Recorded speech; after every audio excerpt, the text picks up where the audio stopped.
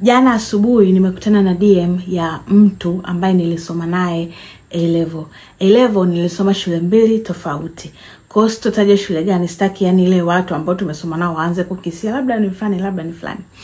Kwa hiyo nitasema nitaiacha tu hivyo kwamba ni mtu ambaye nilisoma naye A-level. Sasa jana nimeingia Instagram na kukutana na DM yake ndefu, ananiambia, "Jolene, nimeona video zako za YouTube ulizokuwa unahadisia ile kuhusu ule marafiki zako na yule mwingine aliyekuwa amesalitiwa. Mimi nina hiyo hadithi yangu ambayo ni kama ni muunganisho wa stories zote hizo mbili." Kwanza niliona DM yake ilinishangaza kwa sababu ni mtu ambaye alipotea. Yaani tangu tumalizage mashule huko. Ni mtu ambaye sijawahi kusikia whereabouts zake wala, yaani unajua kuna ile mtu hata kama mlisoma wote na hamuongei tena na wala soma rafiki. Kuna ile utaona tu kwamba amegraduate au aliolewa au alichumbiwa au alipata watoto au ana familia. Yaani hata kama sio hamko close, kuna zile vitu ambavyo utaona tu kwa sababu ni mtu ambaye ulisoma naye, hata usipoona utasikia. Lakini yeye hamna aliyekuwa anajua alipo. Sijawahi kusikia chochote kuhusu yeye. Kwa hivyo nimeweza kusoma ile message yote, nikamtext namba yangu, nikamwambia namba yangu WhatsApp, hebu nitafute huko tuongee kwa kina zaidi. Kwa hiyo unaona hizi zote voice notes ni yeye ananyadisia kilimkuta nini. Habari, karibu kwenye channel yangu, usisahau kusubscribe, kulike na kushare hii video. Mtu anaweza akajifunza. Kwanza nataka nimtungie jina. Nitampa jina Elara. Nimechagua hilo jina kwa sababu sitaki niweke jina common ambalo mtu linaweza likamfanya akalink labda ni fani labda ni fulani. Kwa hiyo tutamuita Elara. Tuanze. Elara alikuwa ni mtu aina gani kipindi tuko shule? Alikuwa na wale wanafunzi ambao wanaheshima, wanafuata sijui nani za shule, wanaheshimu walimu, wanaheshimu ratiba, kila kitu. Na alikuwa ni ule mtu kwa mfano tunataka tuamka saa 12 au saa 11 au saa 10 yuko darasani, zamani sana. Ni wale watu ambao yani wanaheshima, uniform zake zote ndefu, anavaa ni sio naelewa, always yuko. Aya sasa tuanze mkasa wetu. Tumemaliza ile shule secondary. Kila mtu akapangiwa chuo anachotakiwa kwenda. Elara yeye alikuwa anaishi Arusha. Amelelewa na mamake mdogo pamoja na babake mdogo. Wazazi wake wapo hai, lakini kwa bahati nzuri au mbaya hajawahi kulelewa nao wala kuwa na mahusiano nao yoyote. Yaani hawana mahusiano naye kwa lolote. Kwa hiyo yeye mamake mdogo na anamuita mama.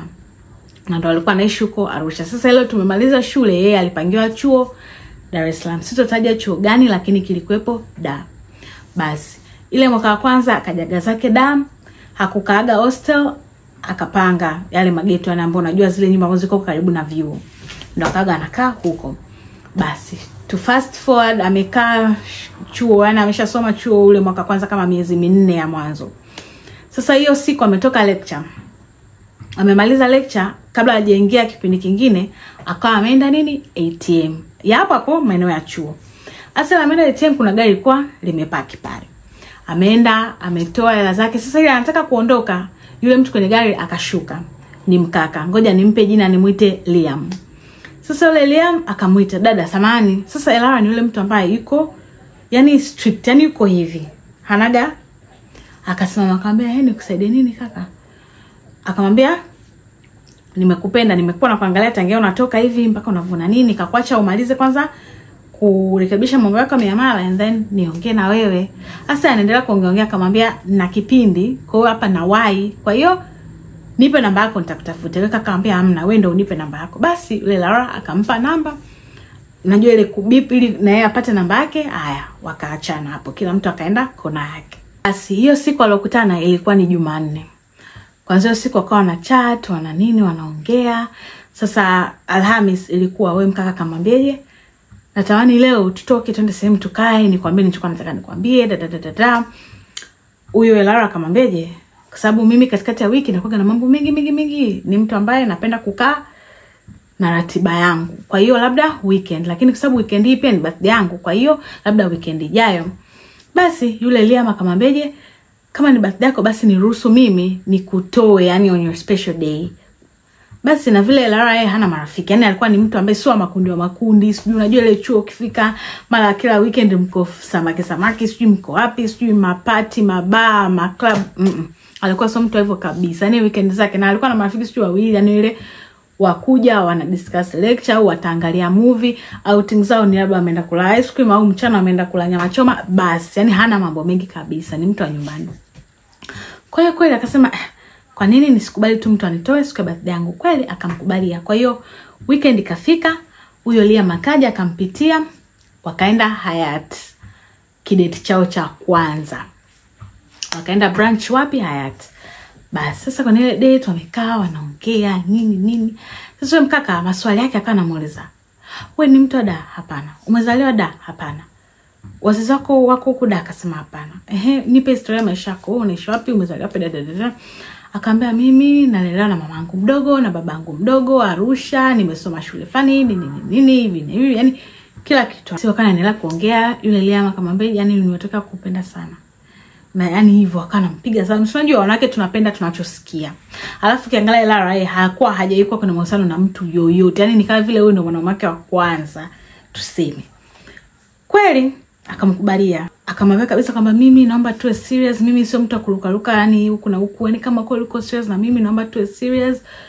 Hivyo yani usije kunichezea na kunipotezea muda, mimi na mambo mengi, sio na mipango mingi. Mka akamwambia hapana. Yani mimi niko yani hivyo. Mimi na nia na wewe, yani tena nataka nikuoe kabisa. Yani hapa kwako ndo nimemaliza safari yangu. Sasa na yeye Lara akaanza kumuuliza maswali, na wewe unafanya kazi gani? Umesoma chuo? Unafanya nini? Una miaka mingapi?" Yani maswali hivyo yote. Basi akamwambia yeye hajasoma chuo. Na hana kazi, yani kwamba ameajiriwa lakini anafanya mambo ya day trading na mambo sijui forex sijui nini. Sasa sijui kama ni kweli au uongo, lakini yani huo ndo mujibu wake kwamba anafanya kazi ya nini? Day trading. Na ameyumba hapa kidogo alivyoachana na ex wake, akayumba kiuchumi. Kwa hiyo sasa hivi ndio yuko kwenye strategy ya kujirudisha tena asimame. Kwa hiyo mahusiano yake ya mwanzo kipindi kile kwenye mahusiano alikuwa very successful, alikuwa na mabiashara nini, lakini alivyoachana na ex wake akayumba kidogo. Kwa hiyo akamwambia Lara kwamba hata na wewe I hope mahusiano yetu yatakuwa ya baraka, sijui nini, uchumi wangu utasimama tena, ni utaenjoy mama, ni nitakufurahisha. Kwa makini na kila kitu ninachokuambia hapa kwa sababu utakuja kuelewa kwa nini baadaye. Basi wakaanza kuwa serious sasa.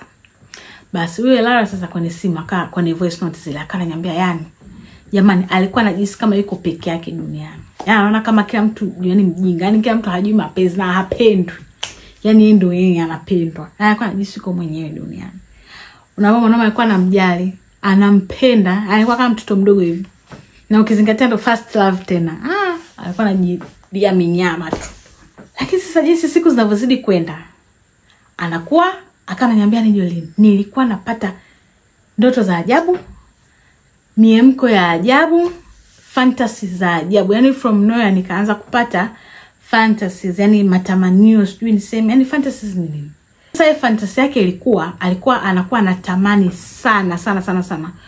Yani kulala na wanaume wawili kwa mpigo, yani at the same time. Wazungu wanaita ndo threesome. Lakini sasa threesome yake yeye, yani yeye mwanamke afu wanaume wawili. Yani tangu aanze kutoka na Liam, hiyo ndio ilikuwa kiu yake kubwa anakuambia. Yani ilikuwa mbaya hadi anaota kabisa. Yani anatamani kabisa kufanya hivyo. Inafika wakati hadi yeye alikuwa sio mtu kabisa kuingia hivi mitandaoni yetu kuangalia sijui hizi porn, sijui hizi nini. Alikuwa anaingia kabisa ana Google hizo video za wanawake wanaofanya hayo mambo na wanaume wawili at the same time, yani vitu kama hivyo. From nowhere, yani akawa anatamani. Sasa akawa amekaa na hiko kitu kama miezi 3-2. Anashindwa amwambieje Liam kwamba hiyo ndo anatamani kujaribu. Umeelewa? Na hapo muda umesha, yani wameshaanza kuzoeana, yani they are free, wanazidi kupendana. Huyo Liam akana kujaga pale alipopanga huyu Lara karibia kila usiku. Sasa anawaza namwambieje huyu mwanaume? Hatoniacha, hatoniona ajabu. Yani unajua jamani, hiki kitu angekuwa ameniambia mtu fulani hivi shule ambaye alikuwa fulani hivi, yani nisingeshangaa. Lakini sio huyu Lara jamani.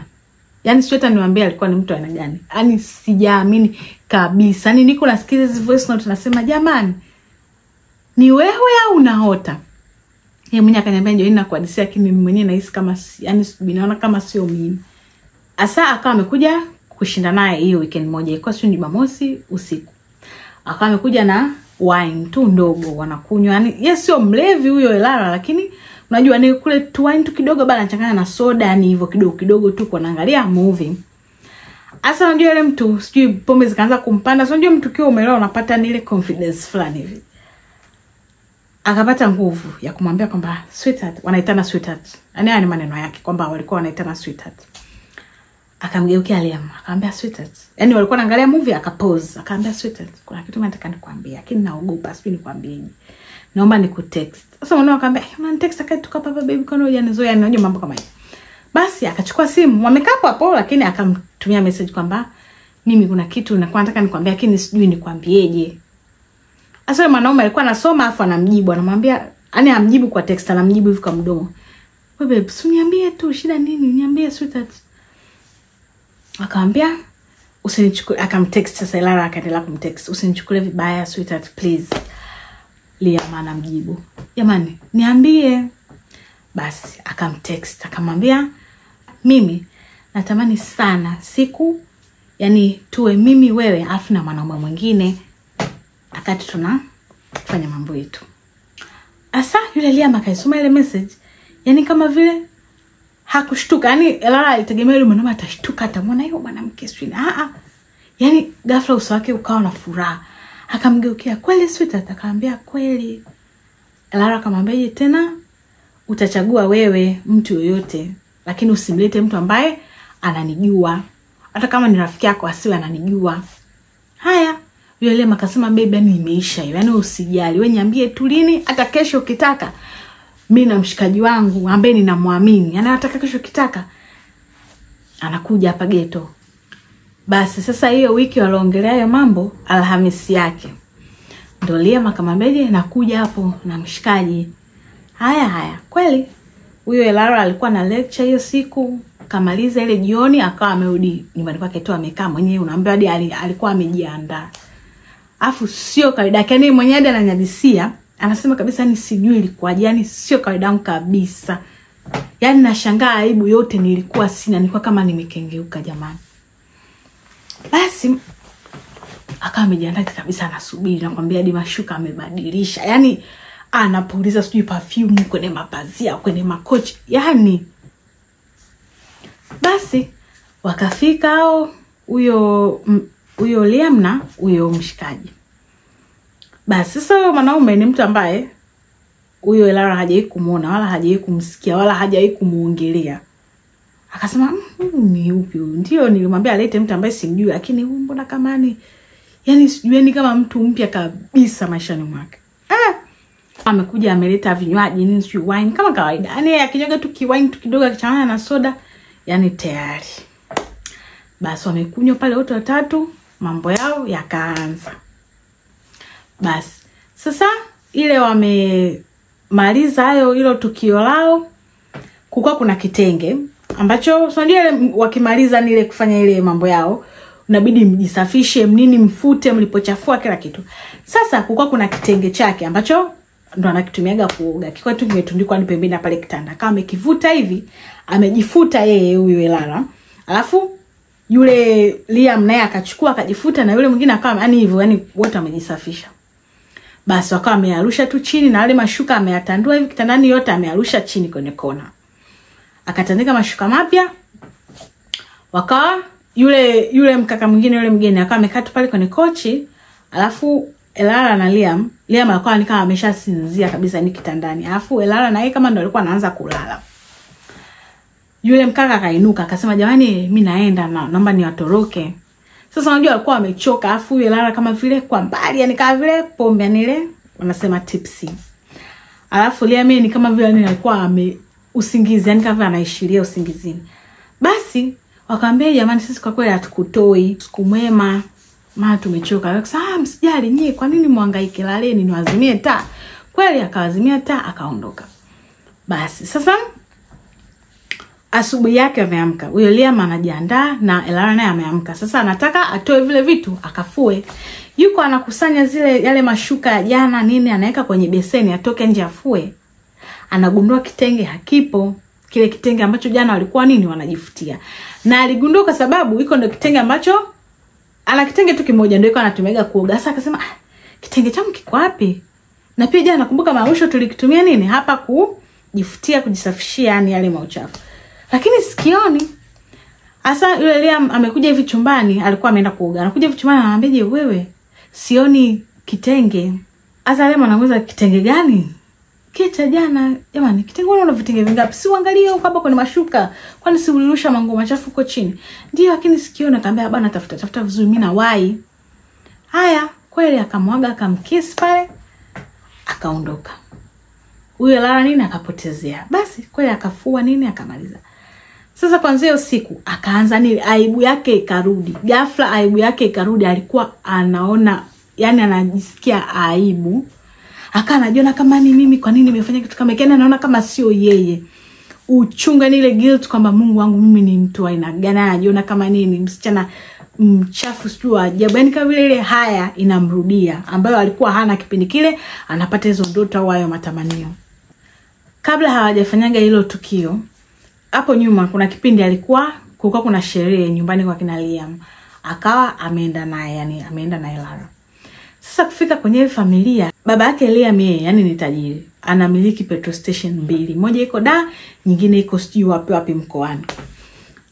Baba yake mdogo Liam anamiliki supermarkets kama 4 Dar. Baba yake mkubwa sio ana bar, sio ana club, sio ana, yani nakwambia wanaume wote ni matajiri. Yani ni in short ukoo upande wa babake wote ni sasampa ipo. Lakini kitu cha ajabu alichogundua, mama zake Liam, yani kwa mfano mamake mzazi Liam, yani sijui yani yupo tu hivi, yani yupo tu yani ovyo haeleweki. Na hata alivyomuonaga alitamani kumuuliza, lakini huwezi kumuuliza mtoto, "Mbona mamako yuko hivi?" Lakini anakuambia kwamba yani ukimwona tu unajua kabisa yani sio, yani sijui yukoje. Yani kwa anavovaa, anavojiweka kwa utajiri wa mume wake, alitakiwa nawe mtu yani ule kuvaa madhahabu manini. Unajua wanawake fulani hivi ambao hata kama umri umeenda lakini yuko fulani unajua kabisa huyu hela ipo. Lakini alikuwa ni ipo ovyo. Yani huwezi kujua kama ndo mamake Liam au ndo mke wa huyo baba mpaka mtu akwambie. Anakwambia alimfuata pale akamsalimia hiyo siku ya sherehe. "Mama shikamoo." Yaani anamwambia mama alichukua kama dakika 5 kujibu. Anageuka hivi, "Marahaba mwanangu." Yani kama yani sijui ikoje. Yani hata pale mezani wamekaa kwa kuna kikao nini wanaongea, mama yake yani kama hayupo kabisa pale, yani hayupo.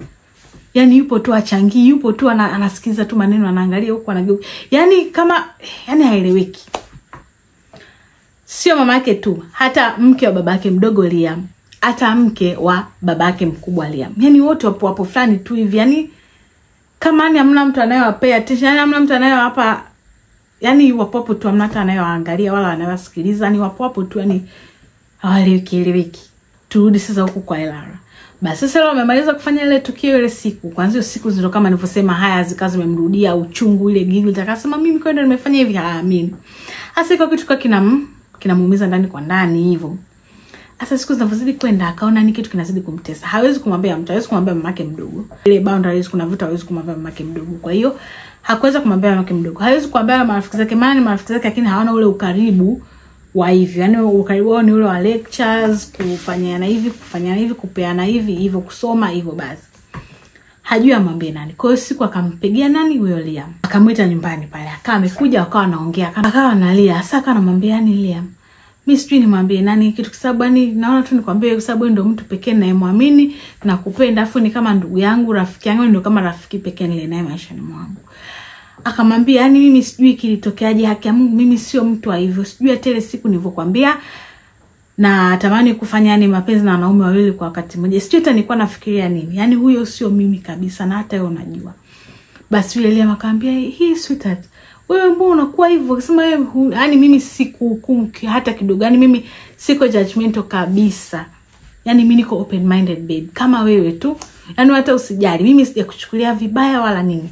Nimeshasahau kabisa, nimefuta. Yani hata usijali. Akamwambia, "Lakini babe, hebu niambie ukweli. Yule kwanza yule mwanaume ni nani? Mbona hata katika marafiki zako sijai kukusikia ukimuongelea? Yani kaja tu yani out of nowhere." Akamwambia, "Yule mshikaji wangu tu alikuwepo babe, usijali."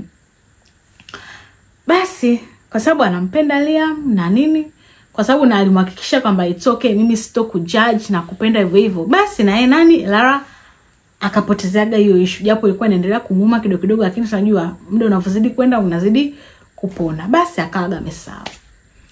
Lakini sasa jinsi siku zinavyozidi kwenda, yule Lara anakuwa mtu ambaye haeleweki. Jamani, huyo Lara nimewambia alikuwa ni mtu fani vimdada fani vya anayejiheshimu. Hata kama amevaa nguo za heshima, lakini always anakuwaga anapendeza, anajipenda, ni mtu wa kusuka. Huwezi kukuta manywele yake yako namna gani vipi. Hata kama hatovaa mawigi eti sio kama hivi, lazima awe amesuka. Hauwezi kukuta manywele yake yako shagarabaga.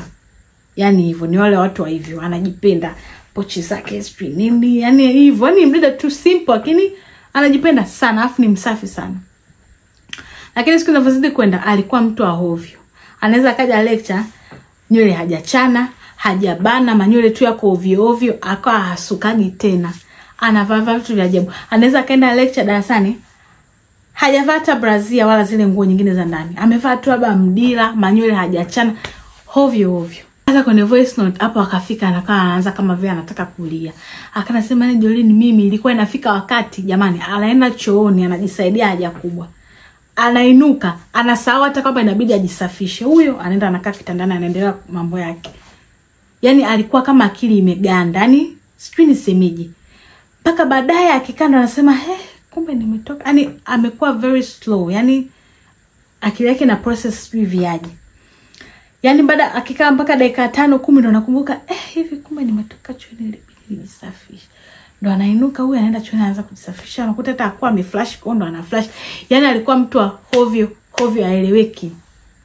Nakumbuka mamake mdogo ndio wanaongea, lakini mamake mdogo pia naye ana watoto wake mwenyewe ambao amewazaa, ambao ni wadogo kuliko Lara. Kwa hiyo mamake mdogo alikuwa anamchukulia Lara kama kwa vile yuko na ni mtu mzima sasa hivi, anaweza akafika chuo akajitegemea akawa na maisha yake. Hata ile ukaribu kupigana simu kila siku nini ukaga haupo sana, yani unakuta wanatafutana mara 2 labda kwa mwezi mara 3, na wakawa na ule ukaribu sana kwa sababu mama mdogo anamchukulia kama ameshakuwa, kwa hiyo anafocus na watoto wake ambao wadogo bado anawalea. Basi siku zinazidi kwenda, yani hali yake inazidi kuwa yani leo, yani jana angalau kuliko leo. Unaambiwa hadi chuo aliachaga kwenda lectures, akaaga haendagi tena. Marafiki zake wale wawili ambao wakawa nakuja Japan mwambie mbona siku hizi uji chuo, akanambia jamani mniache sio nini. Kweli na marafiki zake wakachaga kumfuatilia. Nakumbuka alikuwa sio marafiki ile sana, yani kwamba ito ana uchungu naye amna. Sasa huko kwa Liam akawa kama ni mambo yake yamefunguka, yani kama anafanikiwa.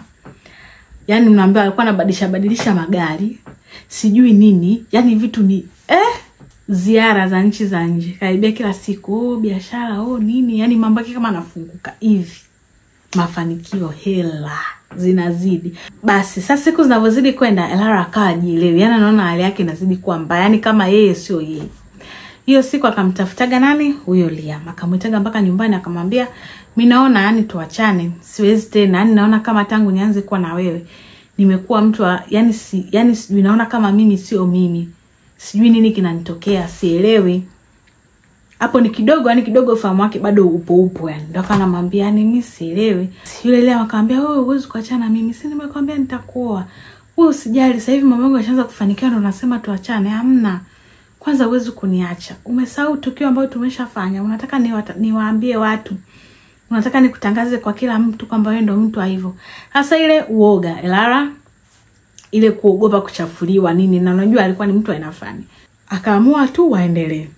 Basi wanaendelea yani anazidi, yani hali inazidi kuwa mbaya. Yani ilifikia hatua anaweza kama amechukua hivi kikombe au glasi, anaenda hivi kwenye bomba, anafungulia maji anajaa kwenye kikombe mpaka anamwagika. Yeye yuko tu hivi anasubiria yajae, anaangalia tu hivi mpaka ni kama akili yake ishtuke hivi, anasema jamani, ndo anafunga maji, anaanza kushangaa kwamba yani hivyo. Yani ilikuwa inamtokea sana, yani alikuwa kama absent minded, ngoja niseme hivyo.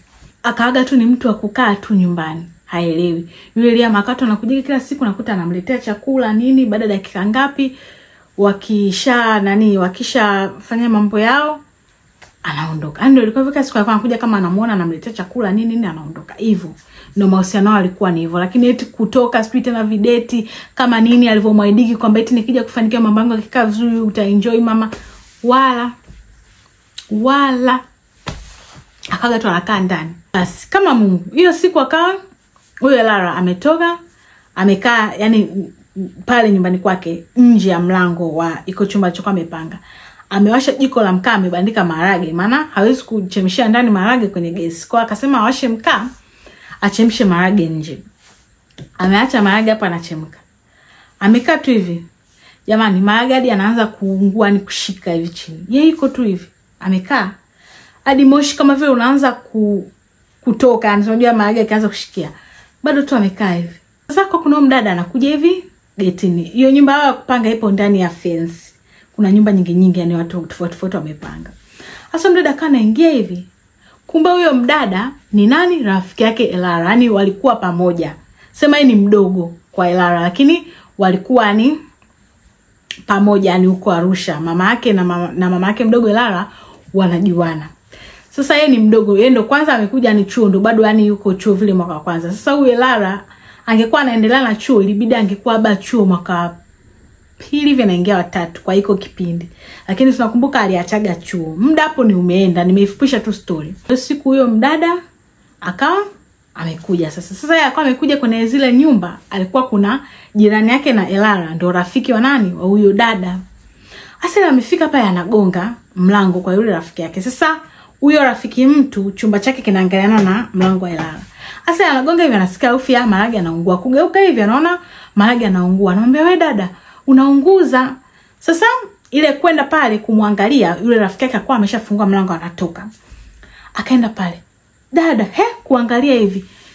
Kumbe ni wewe." Jamani, akamwangalia rafiki yake, "Jamani, huyu dada mimi namjua. Namjua huyu, mamake namjua kabisa. Tumetoka wote mtaa mmoja Arusha. Mbona umekuwa hivi?" Sasa amemkuta hapa nywele zake kwanza za hapa mbele yani amenyoa zote. Yani kama amejipunyua. Za huku zipo, za huku zipo, za huku yani haeleweki. Amekaa tu hivi. Maharage amechemsha mpaka anaungulia, yupo tu hivi ameganda. Ndio kumwambia, "Wewe Lara, umekutwa na nini Mungu wangu? Kwani imekuaje?" Basi sasa yule jirani kumuuliza, "Wewe vipi? Kwani nini?" Ndo kumuelezea, "Mimi unamjua hakuaga hivi." Kumuelezea kila kitu kilichotokea. Akamwambia, "Jamani, mimi mbona si tulijuaga iko hivyo, hata wapangaji wenzetu tulijuaga iko hivyo, maana wote tumehamiaga hapa, tumemkuta amekaga hapa tangia muda tangu mwaka juzi yuko go amepangaga hapa. Tulijuaga ndio iko hivyo." Akamwambia, "Hapana, nini Mungu akusema dada kama uchungu kumuingia." Ndio kumpigia nani? Mama yake Arusha kwamba, "Mama, niko hapa, nimekuja kumwona rafiki yangu leo. Sasa hii nyumba kama Mungu, hii nyumba nilokuja na Elara, unamkumbuka Elara ndo amepanga hapa." Akaambia, ndo kumpa hadithi, "Mama, nimemkuta Elara yuko hivi na hivi na hivi na hivi na hivi. Sijui amekuaje." Sijui yani kumpa story nzima. Hatuelewi shida nini. Yani kama vile sio yeye. Basi kwa sababu yule mama yake na yule dada ni anajua nani, ni family friend na mama yake mdogo Elara. Ndio hiyo siku kwenda kwa nani? Mpaka kwa huyo mama yake mdogo kumwambia kila kitu. Akasema, "Jamani, mbona mimi na chatigi naye mara moja akinitafuta ananiambia kila kitu kiko sawa." Akamwambia, "Jamani, nimeambia yuko hivi na hivi na hivi na hivi." Basi ndio mama yake mdogo kufunga safari nini kuja wapi? Mtanisamee, yani hii story ni ndefu. Hapa najitahidi kuifupisha juu ya uwezo wangu. Ili yani zile scene ambazo sio za ulazima sana, maana alinyadisa vitu vingi sana. Hapa najaribu kufupisha kuwapa yani zile scenario muhimu. Basi kweli mama yake mdogo akafunga safari akaendaga Dar. Kufika Dar sasa akapokelewa na nani? Na huyo dada ambaye alimkuta Elara. Ndio kumpokea kumleta hadi wapi? Pale alipokuwa amepanga Elara. Unaambia mama yake mdogo alivyomuona ile siku ya kwanza kabla hata hajasema kitu. Yani aliangua kilio, utasema msiba. Ndio kushangaa, "Mungu wangu mwanangu umekuaje?" Yani yule Lara wamkuta tu anashangaa, haelewi, macho yamemtoka hivi. Chizi so chizi, mwendawazimu so mwendawazimu, yani haeleweki. Sasa muda huo Liam yuko wapi? Amesafiri na ziara zake zile za huku na huku na huku. Yuko sijui nchi gani huko. Basi ndio mama yake mdogo kufanya mpango kumfungashia vitu vyake vya muhimu nini. Akarudi naye wapi? Arusha. Basi wamefika ile Arusha kuwa na marafiki majirani, wakamshauri nini waende kwa mtaalamu. Kuna mtaalamu sijui haya mambo nini sijui. Basi kweli wakawa wameenda. Basi yani wamejaribu, yani wameshaenda kwa waganga, kwa wanini, kila aina. Hakuna msaada. Mpaka kuna huyu mama mwingine ambaye walikuwa wanasali naye, akawaambia kuna huyu mchungaji yuko wapi? Da. Nendeni, huyo uhakika anaweza akajua tatizo ni nini. Basi kumbuka kipindi hiko, yani Elara hali yake imekuwa mbaya. Yani sasa hivi ndo hana fahamu kabisa, haelewi. Kila kitu inabidi afanyiwe. Yani yuko mzima, anapumua, anaona, lakini haelewi. Yani kila kitu inabidi afanyiwe. Simu sijui nini, kila kitu kiko huko yani. Hawezi kufanya chochote, na ndio maana alikuwa amepotea. Basi ndo maki mdogo kupanga tena safari. Wakaenda za wapi? Da, wakarudi Da kwenda kwa huyo mchungaji. Basi wamefika kwa huyo mchungaji, ikabidi mchungaji awaambie mtakaa hapa tu kwangu. Yani msiende hata huko sijui hotelini kupanga, amna, kaeni hapa hapa kwangu. Walikaaga kwa huyo mchungaji kama wiki 2 nzima tu kwa ajili ya tu kufunga maombi ya moto, sijui nini, vitu kama hivyo. Wiki 2 nzima mchungaji tu ni kuomba, ni kunini, vitu vya ajabu vinatokea. Sasa kipindi yuko hapo kwa mchungaji, akaingiaga ni kama vile period hivi.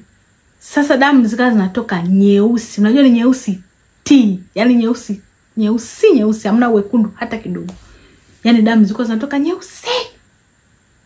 Mchungaji akasema usijali, ana watu tunaendelea, amani tunaendelea, kuna maombi usitishike. Maombi ndio kidogo fahamu zinaanza kumjia, anaanza kujirudi kila kitu. Kidogo maombi manini, kuna kipindi anatapika, anafanya, yani vitu vilikuwa ni vingi. Naomba tu ni summarize. Akafanywa maombi akaanzaga kukaa sawa, yani kama vile kujirudi nini. Basi sasa mchungaji akawa amekaa naye hiyo siku, yeye na mamake mdogo. Wanamuuliza, wewe huyu mwanaume ulikuwa naye kwenye mahusiano, ulitoka naye wapi? Ilikuwaje? Sijui nini. Basi ndo mchungaji kumuelezea kila kitu, kwamba hata hivyo yani hiyo tendo la kusema kwamba ametaka kufanya hivyo vitu na wanaume wawili kwa wakati mmoja, kila kitu ilikuwa ni mipango. Na hata hilo tukio wanavyofanya ilikuwa sijui ni wanaita ritual, sijui ni ritual. Kwa Kiswahili sijui nisemeje, maagano. Yani sijui nisemeje. Yani mambo fulani hivi ambayo akasema hiyo ni kitu ambayo iko kwenye familia ya huyo mwanaume, sio yeye tu. Utakuta hadi na utakuta hata upande wa babake, ndugu zake wote wa kiume wako hivyo, na hata wanawake zao wako hivyo, na ndio maana unakuta wengi wana mafanikio. Na kweli yule Lara akaanza kuwaza, basi ndio maana hata wale mama zake nini zake wote, yani wanawake wote kwenye ule ukoo, yani hawako sawa, lakini wanaume ni matajiri, wana hela, maisha yanawaendea. Kondo huyo mchungaji akamwambia, yani usipoangalia, ukirudiana na huyo mwanaume, hata kama unampenda kiasi gani, akirudi maishani mwako, ukilegeza tu ukamrudisha, akija tena mkaanza sijui kulala naye sijui nini, basi yani safari wakirudi ni wanakumaliza. Ndio huyo Lara akarudi zake Arusha na mamake mdogo, ndio ambapo mpaka sasa hivi yuko huko. Hakurudiki tena dawa wala chuo kile hakuendelea, yuko huko tu Arusha, anasoma tu chuo kingine kidogo tu kipo Arusha. Ndio sasa hivi anajirudi vizuri, anakaa vizuri, anarudi hali yake ya zamani. Ndo ameingia kuna course tu ndogo, yani chuo tu kidogo kiko Arusha, anataka kuna kitu yuko anasomea. Ndo akanipa hii hadithi, akaniambia, jamani, hebu wewe hadisia tu huko. Haiwezekani nikawa peke yangu, na hakika labda kuna wengine ambao hii situation ishaikuwakuta. Washauri jamani, kabla hatujaingia kwenye mahusiano, kabla hatujajihusisha na mtu kwa njia yoyote, tujaribu kuangalia kwanza. Tujaribu kwanza kuomba, yani kumuomba Mungu atupe mwongozo. Unaweza kujikuta kwenye mahusiano akasema, mimi ndo mimi nimepata, kumbe umeingia kwenye malaana ya ukoo ya vizazi na vizazi. Kumbe unaingia kwenye familia, hiyo familia wanawake hawazai. Kumbe unaingia kwenye familia, hiyo familia wanawake wakizaa wanazaa labda mataira. Kumbe unaingia kwenye familia, wanawake wakizaa watoto wanakufa. Yani huelewi. Jamani, kabla hatujajitoa, hatujajiingiza kwenye haya mambo, tumuombe kwanza Mungu atupe mwongozo. Jamani, mimi hadithi imenishtua. Kuna muda mpaka nahisi kama yani ya kweli hii jamani. Ase mambo ni yako mengi yana. Yani watu wanapitia mambo. Kwa jamani, tusali, tujiweke kwa Mungu. Wewe na imani yako jikabidhi kwa Mungu. Duniani kuna mambo ya ajabu. Mtu anaweza kukuhadithia ukaisi jamani kama bongo movie. Yani mimi hapa mpaka sasa bado na process hiyo, yani sielewi. Nikimwangalia mtu anayehadithia na anavyonihadithia nasema jamani, duniani kila mtu anayekuja maishani mwako ana mpango na wewe, eti ndio anakuona yani yeye ndio bora kuliko na wake wengine, sio nini. Kuna watu wanakuja maishani mwako wana ajenda zao. Sasa tunaona kama huyo Liam, kumbe familia yake nini? Utajiri kuanzia wanaume wote upande wa baba yake. Ni ndo njia wanatumia ndo hizo. Na wanawake wanaokuwa nao wanakuwa wazima, baadaye wanakuwa watu ajabu. Jamani. Haya, asante sana kwa kuangalia hii video mpaka mwisho. Usisahau kusubscribe, kulike na kushare. Hii video inaweza ikamgusa mwingine au mwingine akajifunza. Bye.